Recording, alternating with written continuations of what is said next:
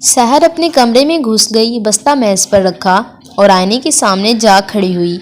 उसे अपना अक्स नजर आने लगा, वही चोट का निशान, मोटी सी नाक, काला रंग, बड़े से कान। उफ अल्लाह, मैं इतनी बदसूरत क्यों हूँ? उसने दोबारा आईने में देखा तो उसकी आंखों में आंसू भर आए। आज स्कूल में उसकी सहेलियों ने उसका खूब मजाक उड़ाया था। मिस नरगिस जिसके कहने पर सबक सुनाने के लिए खड़ी हुई, लेकिन अभी थोड़ा सा ही पढ़ा था कि मिस नरगिस मैडम के बुलाने पर बाहर चली गई।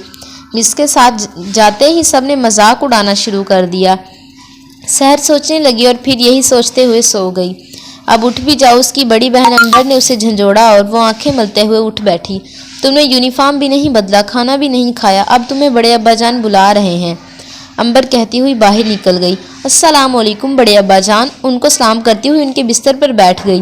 वालेकुम सलाम बेटी, कैसी हो? ठीक हूँ बड़े अब्बाजान। आपको कोई काम था?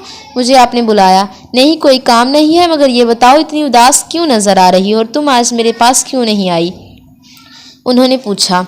बड़े अब्बाजान, दरअसल वो मैं उसकी समझ में न आया कि क्या कहे। उसका मतलब है कि स्कूल में कोई बात हुई है। क्या हुआ भाई? फिर किसी से झगड़ा हो गया क्या? उन्होंने प्यार से पूछा। बस अब मैं स्कूल नहीं जाऊंगी, सब मेरा मजाक उड़ाते हैं। उसने रोना शुरू कर दिया। अरे भाई, इसमें रोने की क्या बात है? बड़े अब्बा ने उसके सर पर हाथ फेरा। मैं बदसूरत हूँ, काली हूँ, सब मुझसे नफरत करते हैं। बड़े अब्बाजान, क्या मैं बहुत बुरी हूँ? रोते हुए आखिर में उसने सर उठाकर मासूमाना अंदाज में पूछा। बेटी, तुम बहुत प्यारी और अच्छी बच्ची हो। बड़े अब्बाजान ने उसके माथे पर बिखरे हुए बाल समेटकर ऊपर किए। फिर मेरी शक्ल इतनी बुरी है? उसने उदासी से पूछा। नहीं बेटी, अल्लाह ताला ने हर इंसान को बहुत मोहब्बत के साथ बनाया है।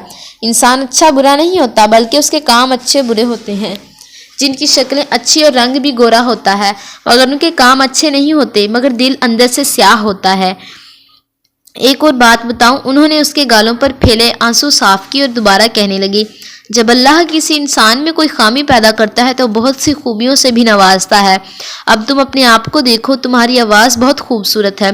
तुम्हें चाहिए कि किरात और नात वगैरह के मुकाबलों में हिस्सा लो। तुम मुझे अपनी लिखी हुई कुछ कहानियाँ दिखाई थी, वो देखकर मुझे अंदाज़ा हुआ कि तुम में कहानियाँ लिखने की सलाहत भी है। तुम्हें घर के काम सीखने का बहुत शौक है। तुम हमेशा साफ सुथरी रहती हो। तुम ज़हीन हो और बहुत सी खूबियाँ हैं। तुम सान वाली रंगत पे ना जाओ।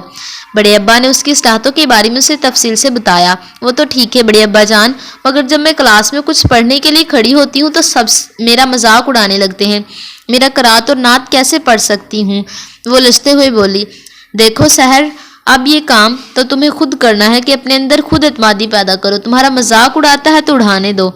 जो किसी दूसरे का मजाक उड़ाते हैं उन्हें खुद इस बात का एहसास नहीं होता कि ये सब चीज़ें अल्लाह की बनाई हुई हैं। तुम ऐसे बच्चों से खौफ ना खाया करो, बल्कि उन्हें भी समझाया करो एक बात, और ये कि शुक्र किया करो, अल्लाह ने तुम में कोई माजूरी पैदा नहीं की, तुम्हें किसी का मोहताज नहीं किया। बड़े अब्बा जान, मैं आपकी बातों पर अमल करने की कोशिश करूंगी। वो उठने लगी। बड़े अब्बा जान तसौरात में ही अपनी प्यारी भतीजी को आला मुकाम पर देख रहे थे और इस ख्वाब के पूरा होने की दुआ मांग रहे थे।